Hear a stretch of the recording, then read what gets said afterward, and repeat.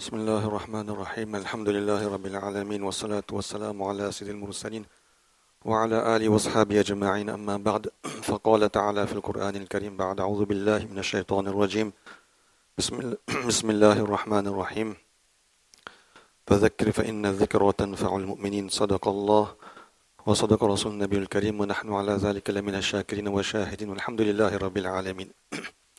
Juste un petit rappel avant de commencer. Il est très important, mes chers frères, on fait souvent ce rappel de bien remplir les safs. Lorsqu'on accomplit la salat dans la masjid, c'est une grande jama'at khana de ce type. Dans le hadith, il dit فَإِنَّ تَسْوِيَةَ الصُّفُوفِ مِنْ إِقَامَةِ الصَّلَاةِ. Iqama. Le remplissage des safs, le dressement des safs, ça fait partie de iqamatus salat. Iqama, ça vient du mot aqama yuqimu. C'est le même mot qu'Allah utilise dans les autres versets du Coran où Allah parle de l'obligation de la salat. Wa aqimus salah, wa atuz zakah. Aqimu. Allah n'a pas dit l'accomplissement de la salat, mais l'établissement de la salat. Établir quelque chose implique une notion plus sophistiquée que le simple fait de faire quelque chose. Aqimu et iqamatus salah et iqamatus sufuf. C'est le même mot que Rasulullah sallam et Allah subhanahu wa ta'ala utilisent pour les safs. Donc ça fait partie de la salat. Lorsqu'on dit établissez la salat, c'est la mise en œuvre de la salat. Et si on utilise le même mot pour les safs, ça veut dire que ça aussi, ça fait partie de l'établissement de la salat, la préparation de la salat. Ça c'est très important. Juste là, pour la salat de Fajr, par exemple, moi-même là, lorsque je suis venu pour la salat de Fajr, les safs étaient remplis de deux bords et puis à partir du milieu, comme malheureusement on a pris l'habitude de faire. Et l'inconvénient c'est quoi? Ça va se remplir en deux morceaux. Et lorsqu'on arrive à la jointure, on va dire, eh bien là il y a un espace vide. Ceux qui sont sur le côté remplissent et ceux qui sont sur le milieu remplissent et arrivent au milieu, à la jointure, il y a un espace vide, au milieu du saf. Et là, parfois, ce n'est pas suffisant pour qu'une personne puisse s'installer entièrement et ça laisse malgré tout un espace qui est très large. Et là, c'est l'espace généralement où Shaitan s'incruste pour nous déranger dans la salat. Alors que si on remplit la salat, le saf à partir du milieu et de bout en bout, on prolonge sur les côtés, même si on arrive au niveau du mur, il y a un espace entre le saf et le mur, ce n'est pas un trou dans le saf. Ce n'est pas un espace dans le saf. C'est sur le bord, c'est aux extrémités. Ça n'a aucune, on va dire, incidence sur l'établissement des safs. Et alhamdoulilah, Allah récompense le frère qui était à côté de moi, il a eu le réflexe, le bon réflexe, de se déplacer d'un pas pour combler l'espace qu'il y avait entre moi et lui. Allah le récompense et il a le bon réflexe. Mais le problème, c'est que de l'autre côté maintenant, c'est un autre trou qui se forme. Il faudrait que toutes les personnes du côté, chacun bouge pour que les safs soient complètement remplis. Et donc ça, c'est pas quelque chose qui est convenable. Si dès le départ on prend les bonnes habitudes de remplir les safs, on n'est pas amené à être confronté à ce genre de situation. Donc mes chers frères, faisons l'effort. Si quelqu'un est malade, il y a des gens qui sont en difficulté pour accomplir la salat, ils font sur les chaises, etc. Ça c'est autre chose. Pour une raison valable de santé, ça c'est autre chose. Mais ceux qui sont en bonne santé, qu'est-ce que cela nous coûte de faire la salat juste à quelques mètres en plus, se déplacer lorsqu'on entre dans la masjid pour rejoindre les safs, de faire quelques mètres en plus et de joindre les safs à partir du milieu et ainsi de construire les safs. Ça, ce n'est pas seulement les obligations, on va dire, de la préparation de la salat, mais il y a aussi beaucoup d'implications, de conséquences sur la umma même, sur l'état de la umma. Dans les hadiths, il est dit que lorsqu'il y a des trous dans les safs, Allah va amener la désunion de la umma. C'est-à-dire tout le monde va payer. Tout le monde va payer. Allah va amener la désunion de la umma. Mon action personnelle, individuelle, a une implication collective. Donc c'est une responsabilité. Nous sommes dans la maison d'Allah subhanahu wa ta'ala. Faisons l'effort, Inch'Allah, de bien remplir les safs, comme cela est demandé par les hadiths et par les versets du Coran. Allah subhanahu wa ta'ala, donc, il nous a donné ce grand mois de Ramadan. Une fois, Rasulullah sallallahu alayhi wa sallam, lorsqu'il était arrivé à Medina, Munawwara, donc au début, il restait dans la maison de Hazrat Ayyub Ansari, radiallahu anhu, un des très grands sahabis, parmi les premiers compagnon de Rasulullah sallallahu alayhi wa sallam, Ayyub Ansari, qui aujourd'hui, sa tombe se trouve à Istanbul. Ayyub Ansari, donc, il avait accueilli Rasulullah sallallahu alayhi wa sallam dans sa maison. Et sa maison, c'était une maison à étage. Et donc, lui, il dormait avec son épouse en haut. Et Rasulullah sallallahu alayhi wa sallam dormait donc au rez-de-chaussée. Pendant quelques temps, donc, il avait reçu Rasulullah sallallahu alayhi wa sallam. Et puis, une nuit, il avait envoyé un repas pour Rasulullah sallallahu alayhi wa sallam qu'il avait préparé, donc. Et Rasulullah sallallahu alayhi wa sallam, il n'a pas consommé le repas. Il l'a renvoyé en haut, il l'a redonné à Ayyub Ansari radiallahu anhu. Et le lendemain, donc, lorsque Ayyub Ansari radiallahu anhu, donc, il voit le repas, le plat, que rien n'a été consommé. Rasulullah n'a rien mangé. Donc il fut inquiet. Il dit, est-ce qu'il y avait un problème dans cette nourriture? Est-ce que c'était quelque chose qui n'était pas halal, etc. Donc il demanda à Rasulullah sallallahu alayhi wa sallam, quel était le problème avec la nourriture? Rasulullah lui a dit, oh Ayoub, il n'y a aucun souci avec le caractère halal. Ce repas est entièrement halal, tu peux le manger, toi et ton épouse. Mais c'était un repas qui aurait laissé une forte odeur dans ma bouche. Une forte odeur dans ma bouche. Il y a peut-être comme aujourd'hui on mange de l'ail, des oignons. Ça laisse une forte odeur dans la bouche. Et donc, comme moi je suis quelqu'un qui reçoit la révélation, la visite de l'ange Jibril alayhi salam, les anges célestes, pourtant ce sont des anges, les anges célestes, qui m'apportent la révélation, eh bien je ne souhaite pas que dans ces moments d'échange, eh bien la mauvaise odeur importune ces anges qui viennent me voir, me rendre visite pour la révélation, etc. Pour ne pas les importuner. C'est pour cela que je n'ai pas mangé ce repas à forte odeur. Regardez l'attention, la méticulosité et comment Rasulullah sallam est extrêmement vigilant, même pourtant c'est des anges qui ne sont pas affectés par les affaires de ce monde, de ce dunya. Mais tellement ils prenaient des précautions pour ces moments de rencontre, de révélation avec les anges célestes. Mais lorsqu'arrive le jeûne, lorsqu'arrive le moment de jeûne, il y a la mauvaise odeur qui sort de la bouche. Regardez comment il était très très vigilant sur la mauvaise odeur. Mais pendant le jeûne, qu'est-ce qu'Allah subhanahu wa ta'ala nous enseigne à travers les hadiths? La halouful fam, la mauvaise odeur de la bouche. Parfois c'est une très mauvaise odeur de la bouche. On parle avec quelqu'un qui est en état de jeûne, on sent la mauvaise odeur qui sort de sa bouche. Atyabu min al-misk. Auprès d'Allah subhanahu wa ta'ala, c'est meilleur que le musc. Meilleur que le musc. L'odeur du musc. Là, c'est totalement l'opposé. Totalement l'opposé. Comment cette mauvaise odeur, elle est aimée par Allah subhanahu wa ta'ala et éventuellement par son Rasul sallallahu alayhi wa sallam. Alors que de l'autre côté, comment Rasulullah sallallahu alayhi wa sallam, il détestait, on va dire, la mauvaise odeur de la bouche. Et là-bas, c'était même pas une mauvaise odeur qui était très dérangeante, c'était de la nourriture. Ici, c'est la mauvaise odeur qui sort du ventre, qui est vide. Comment cela est aimé auprès d'Allah subhanahu wa ta'ala? Pourquoi? En raison du jeûne. Ça, c'est la valeur du jeûne, le statut du jeûne. Comment Allah subhanahu wa ta'ala a donné un statut particulier à ce jeûne.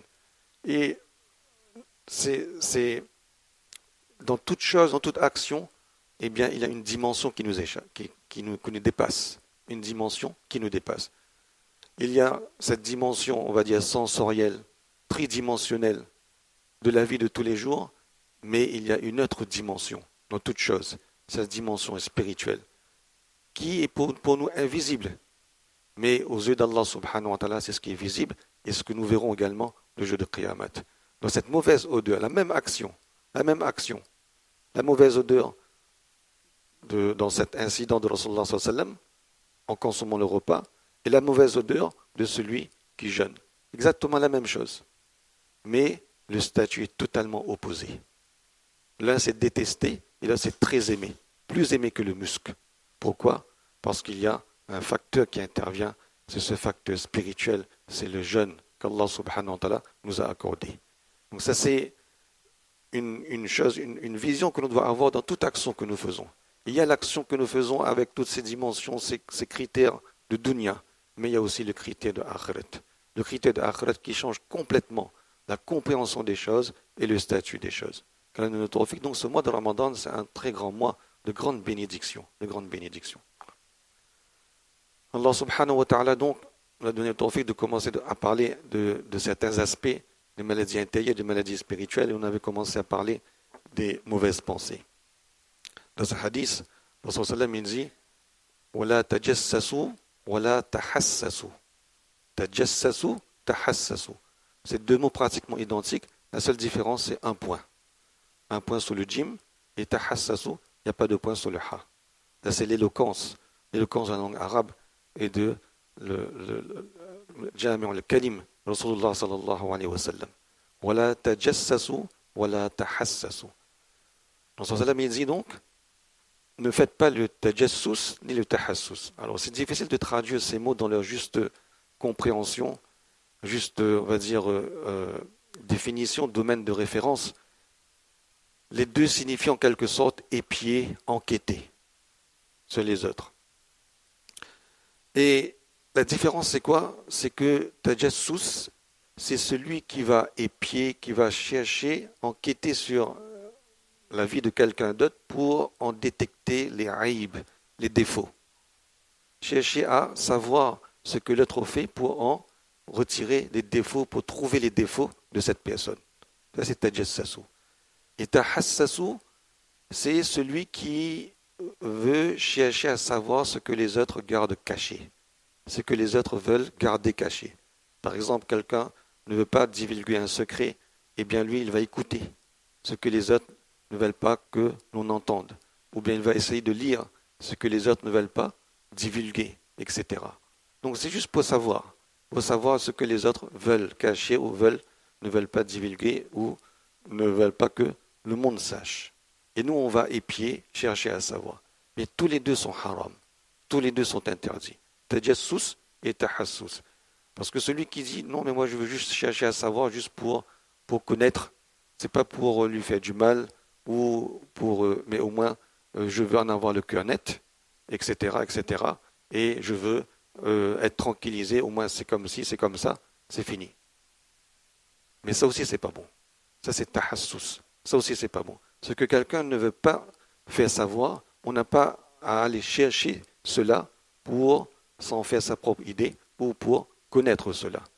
Et tajassus, c'est pire encore. C'est chercher maintenant les défauts des autres. Aller chercher ce que quelqu'un fait, ce que quelqu'un dans son intimité ou quelqu'un dans ses relations personnelles fait pour trouver les défauts de cette personne. Donc tous les deux, Allah subhanahu wa ta'ala nous a interdit, sont haram. Et ce sont des choses qui parfois arrivent très souvent. Surtout aujourd'hui avec les réseaux sociaux, etc. On a vu quelque chose et là on commence à imaginer toutes sortes de choses.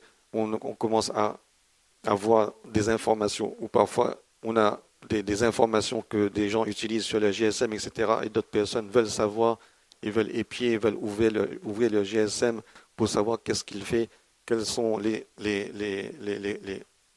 échanges, etc. que cette personne avec qui, etc. Qu'est-ce qu'il a dit, etc.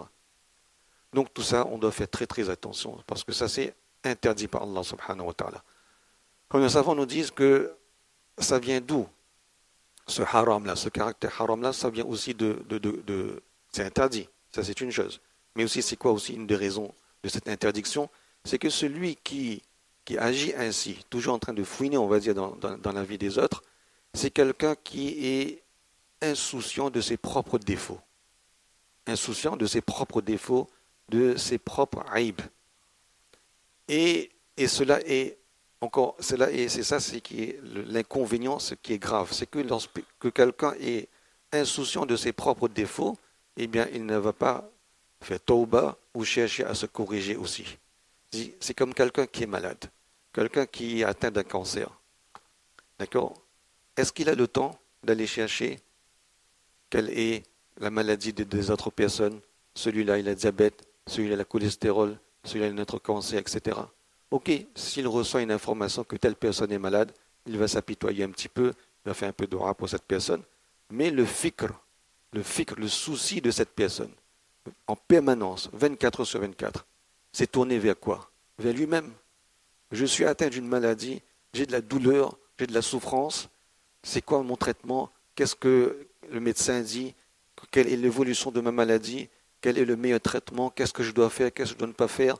comment est ma convalescence, combien de choses, de soucis cette personne, en permanence, matin et soir, chaque moment, il examine son corps, il se retourne vers son intérieur, il s'enferme vers lui-même, parce qu'il a un gros problème avec lui-même, un gros problème.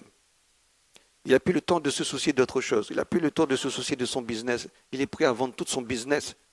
Il y a une personne, pas ici, à La Réunion, dans un pays, il a vendu un business de millions, on va dire de millions d'euros pour avoir le traitement pour sa maladie.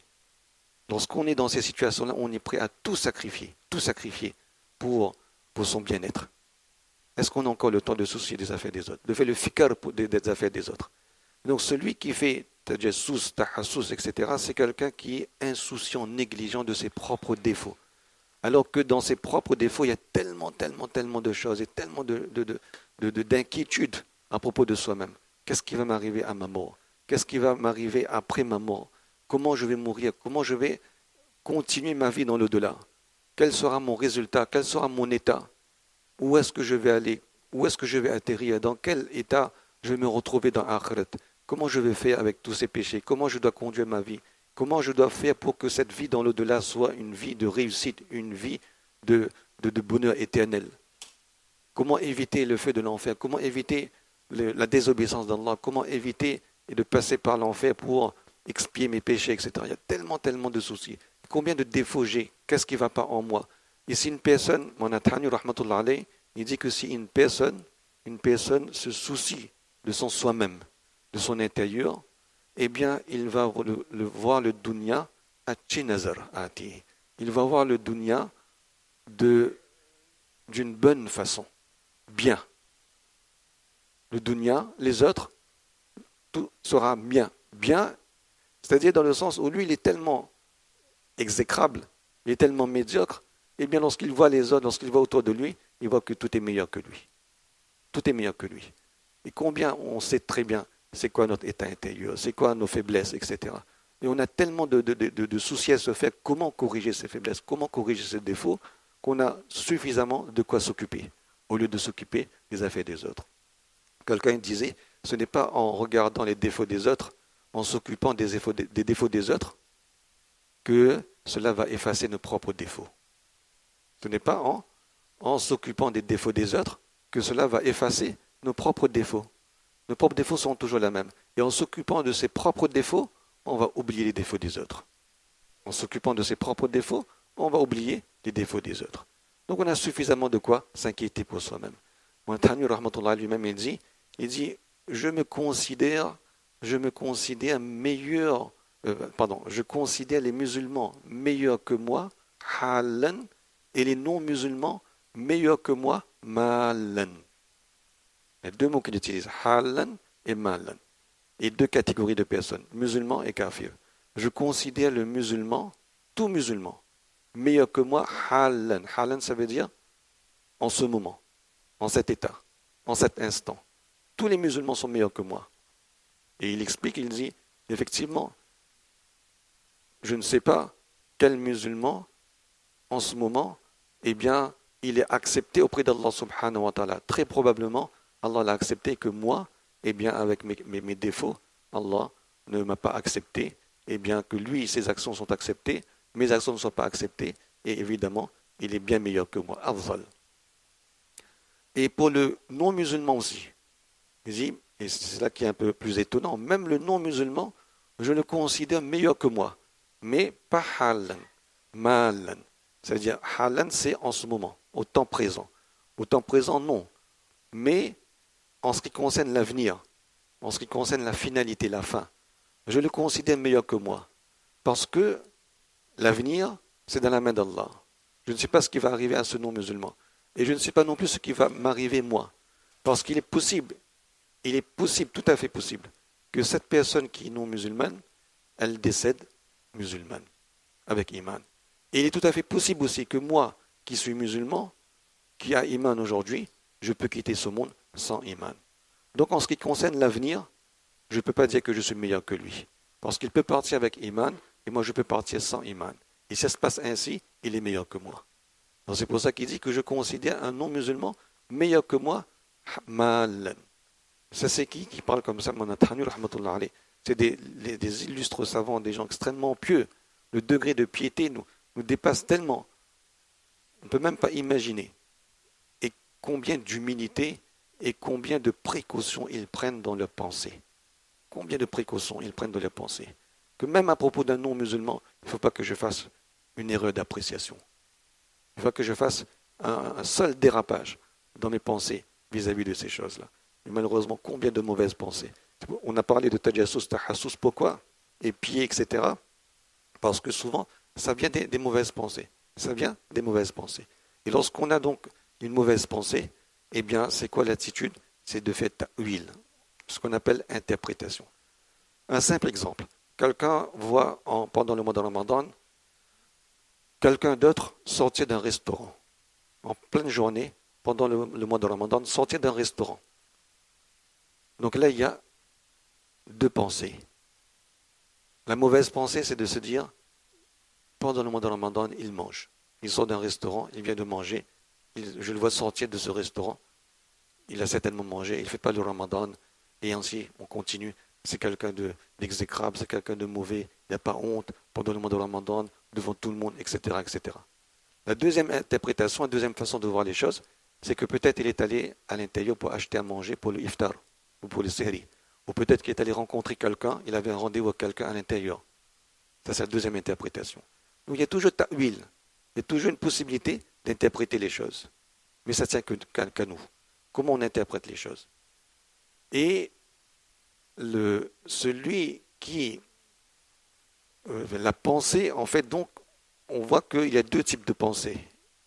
Et la pensée qui est haram, qui est interdite, eh bien, c'est cette pensée-là, où on, sans yaqin, sans conviction, sans preuve, on a vu quelque chose, et on en fait une conviction, et à partir de là, on bâtit, on construit tout un scénario, tout un film, et toutes sortes de conclusions, de déductions, etc.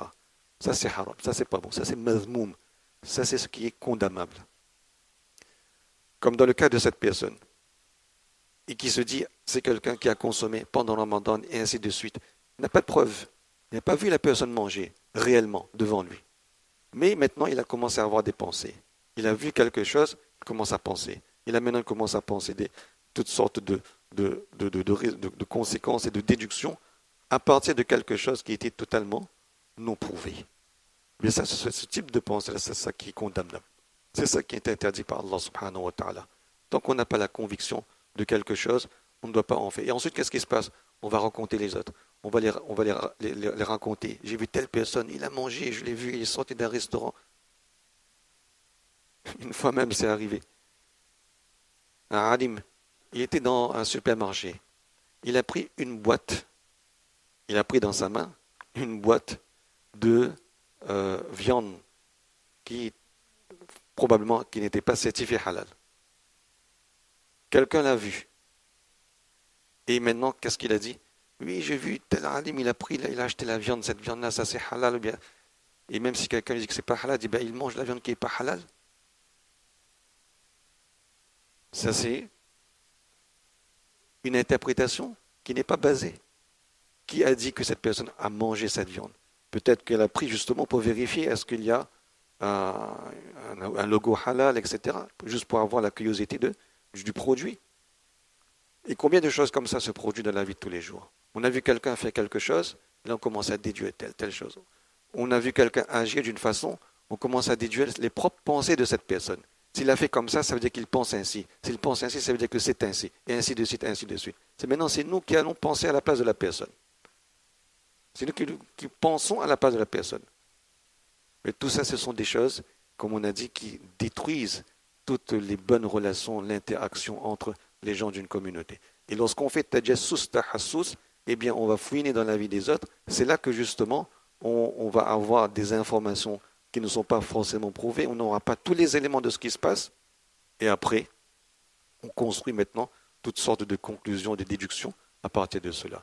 C'est pour ça qu'Allah subhanahu wa ta'ala dit dans le Coran, Wala tajassasu, wala yartab ba'dukum ba'dan. Ne faites pas ce genre d'attitude de chercher dans la vie des gens, etc.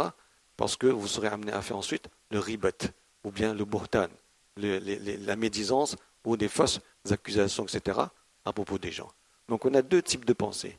On a la pensée qui est ikhtiyari et ghayr ikhtiyari. Ikhtiyari, ça veut dire la pensée qui vient, qui est volontaire, et la pensée qui est involontaire. On a vu quelque chose, une pensée vient à l'esprit d'elle-même. Cette pensée, elle n'est pas blâmable. Mais si maintenant, à partir de cette pensée, on commence à construire toutes sortes de conclusions, etc., qui sont fausses, là, ça devient du blâmable. Là, ça devient interdit. Donc, ça se produit naturellement que lorsqu'on voit quelque chose, eh bien, immédiatement comme ça, on dit instinctivement, eh bien, il y a une pensée qui vient à l'esprit. Ah, quelqu'un sort d'un restaurant en plein mois de Ramadan, et inévitablement, il y a ce petit doute qui vient à l'esprit. Ben, un restaurant, on consomme, on mange dans un restaurant. Mais cette pensée qui vient immédiatement à l'esprit, ça, c'est pas condamnable, ça, c'est pas un péché. Parce que ça, c'est ghayr ikhtiyari. C'est quelque chose qui, on va dire, presque naturel.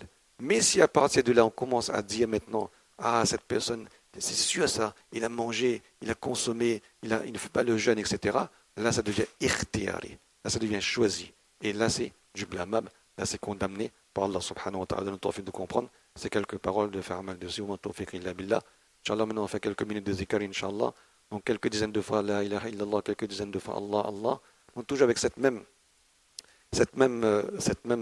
exercice spirituel que l'on enlève dans le cœur. Si on a cette maladie des mauvaises pensées, on enlève dans le cœur ces mauvaises pensées et cette qualité de mauvaises pensées et on pense qu'on met dans le cœur, eh bien, les bonnes pensées qu'Allah met dans mon cœur, les qualités des bonnes pensées. Et lorsqu'on va dire Allah, Allah, on va le faire avec cette demande, cette talab de l'amour d'Allah subhanahu wa ta'ala, de la proximité d'Allah subhanahu wa ta'ala.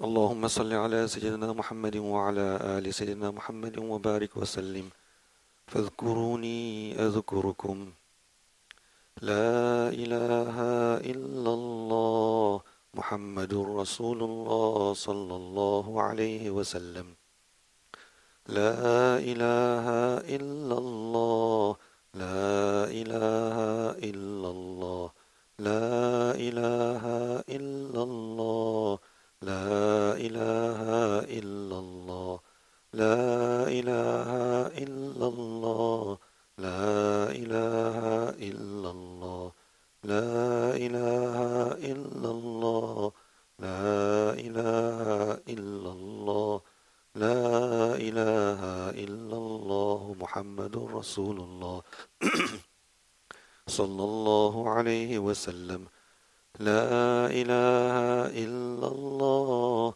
لا إله إلا الله لا إله إلا الله لا إله إلا الله لا إله إلا الله لا إله إلا الله لا إله إلا الله لا إله إلا الله لا إله إلا الله لا إله إلا الله محمد رسول الله صلى الله عليه وسلم لا إله إلا الله لا إله إلا الله لا إله إلا الله لا إله إلا الله لا إله إلا الله لا إله إلا الله لا إله إلا الله لا إله إلا الله لا إله إلا الله لا إله إلا الله لا إله إلا الله محمد رسول الله صلى الله عليه وسلم الله جل جلاله تعالى شانه الله الله الله الله الله الله الله الله الله الله الله الله الله الله الله الله الله